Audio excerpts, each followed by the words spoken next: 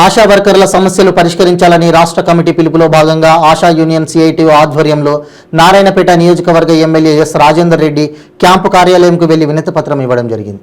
ఈ సందర్భంగా సిఐటియు జిల్లా నాయకులు బాలరాం జోషి మాట్లాడుతూ ఆశాల సమస్యల పరిష్కారం కొరకు స్థానిక ఎమ్మెల్యే స్పందించి ప్రభుత్వం దృష్టికి తీసుకెళ్లాలన్నారు. రాష్ట్ర ప్రభుత్వం ఏ సర్వే అయినా ఆశలతో చేయించుకుంటుందని, పారితోషికం పేరుతో పనిభారం మోపుతూ ఆశాలను శ్రమ దోపిడీకి గురి చేస్తుందన్నారు.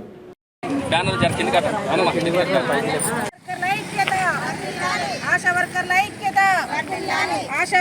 ఐక్యత పెరుగుతున్న ధరలకు అనుగుణంగా 18,000 రూపాయలు ఇవ్వాలని చెప్పి అట్లా ఫిక్స్డ్ వేతనం అమలు చేయాలని చెప్పి కోరుతా ఉన్నాం. ఎందుకని ఈ రోజు రాష్ట్ర వ్యాప్తంగా 11వ పిఆర్సీ ప్రకారం చాలా మందికి ప్రజాప్రతినిధులతో సహా చాలా మంది కూడా వేతనాలు పెరిగినాయి. మనకు మాత్రం ఎట్లాంటి వేతనం పెరగలేదు. ఇచ్చేది పారితోషికం, పనిశాఖ వేతనం అంటూ ఈరోజు 5,000, 6,000 చేతుల పెడుతున్న పరిస్థితి ఉంది. అంటే ఈ వేతనంతో పెరుగుతున్న ధరలకు అనుగుణంగా మన కుటుంబ పోషణ అనేది ఏ రకంగా సాగుతుంది? అందుకే పెరుగుతున్న ధరలకు అనుగుణంగా మన వేతనం ఫిక్స్డ్ వేతనం 18,000 ఇవ్వాలని చెప్పి, అదేవిధంగా ఉద్యోగ భద్రత, పిఎఫ్, ఈఎస్ఐ ఇట్లా ఉద్యోగికి కనీస సౌకర్యాలు కల్పించాలని చెప్పి మనం కోరుతా ఉన్నాం.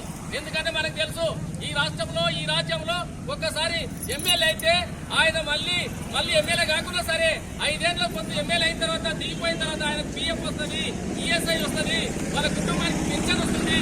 కాబట్టి మనం దాదాపు 60 సంవత్సరాల పాటు ఈ ఉద్యోగంలో ప్రజలకు సేవలు అందించే వారికి ఎందుకు మాకు పిఎఫ్ అమలు చేయట్లేదు, ఎందుకు మాకు ఉద్యోగ భద్రత కల్పించలేదని చెప్పి అడుగుతా ఉన్నాం. కాబట్టి గౌరవనీయులు ముఖ్యమంత్రి గారికి మన ఎమ్మెల్యే గారు చెప్పాలని చెప్పి కోరుతా ఉన్నాం. ఎందుకంటే కరోనా కష్టకాలంలో మనం కోవిడ్-19 కాలంలో చాలా ఇబ్బందులు పడి మన ప్రాణాలను పరంగా పెట్టి, మన కుటుంబ ప్రాణాలను పరంగా పెట్టి ప్రజలకు వైద్య సేవలు అందించినాం. చాలా కష్టకాలంలో కూడా మనం బయటికి వెళ్లి ప్రజలకు సేవలు అందించినాం. కాబట్టి ఇట్లాంటి ఒక క్లిష్టమైన పరిస్థితుల్లో పనిచేసి వైద్య సేవలు అందిస్తున్న క్షేత్రస్థాయిలో ఈ రకంగా ఆశయాలను తక్కువ వేతనం ఇచ్చి ఇబ్బంది పెట్టడం సరైనది కాదు. కనీస వేతనం 18,000 రూపాయలు ఇవ్వాలని చెప్పి కోరుతా ఉన్నాం. అదేవిధంగా ఆశయాల యొక్క పారితోషికం పనులు చాలా అప్పచెప్తా ఉన్నారు. కాబట్టి అది ఈ పారితోషికంతో సంబంధం లేని పనులను అప్పచెప్పొద్దని చెప్పి కోరుతా ఉన్నాం. దీంతో పాటు కొన్ని పిఎస్సీలలో సిబి కూటమి డబ్బులు పంపిస్తా ఉన్నారు. అది అంటువ్యాధి, ఆశయాలకు కూడా అది అంటే అవకాశం ఉంటుంది. కాబట్టి అట్లాంటి కూటమి డబ్బాలను మోయించొద్దని చెప్పి కోరుతా ఉన్నాం. అదేవిధంగా లెప్రసీ సర్వేలో చాలా మటుకు ఇప్పటి వరకు పారితోషికం అందలేదు, కంటి వెలుగు తదితర పారితోషికం కూడా అందలేదు. కాబట్టి వెంటనే అందివ్వాలని చెప్పి, ఆశయాలకు పనిభారం తగ్గించాలని చెప్పి, మనకంటూ ఒక జాబ్ చార్ట్ లేదు, మనం ఏం పని చేయాలనేది ఇష్టం వచ్చిన ఏ పని అయితే పల్లె ప్రగతి, పట్టణ ప్రగతి అనేకమైన పనులు మనకు అప్పచెప్తా ఉన్నారు. కాబట్టి మనకు ఒక జాబ్ చార్ట్ అనేది ఉండాలి, మన పని లిమిటేషన్ అనేది ఉండాలి, మనకంటూ ఒక జాబ్ చార్ట్ కావాలని చెప్పి మేము ప్రభుత్వాన్ని ఎమ్మెల్యే గారి ద్వారా కోరుతా ఉన్నాం. అదేవిధంగా 2020 జూలై నుండి డిసెంబర్ 6 నెలల పిఆర్సీ మనకి ఏరియాస్ ఇవ్వలేదు, వెంటనే ఇవ్వాలని చెప్పి కోరుతా ఉన్నాం.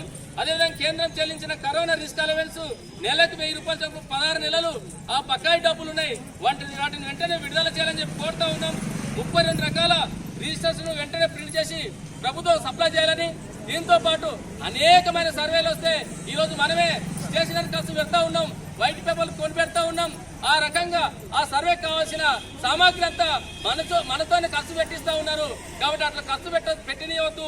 ఇప్పటికే మేము వేతనం లేక చాలా ఇబ్బందికి గురవుతా ఉన్నాం. కాబట్టి ప్రభుత్వమే దానికి సంబంధించిన సామాగ్రిని ఇవ్వాలని చెప్పి మేము కోరుతా ఉన్నాం. దాంతోపాటు క్వాలిటీతో కూడిన 5 సంవత్సరాలు పెండింగ్ యూనిఫామ్స్ వెంటనే ఇవ్వాలని చెప్పి, ఎందుకంటే చాలా మందికి యూనిఫామ్స్ ఇన్ టైంలో అందట్లేదు.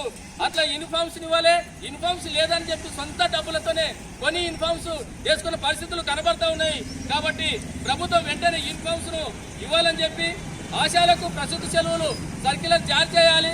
అదేవిధంగా 24 గంటల పాటు పని ఉంది కాబట్టి కనీసం వారాంతం సెలవులైనా అమలు చేయాలని చెప్పి కోరుతా ఉన్నాం.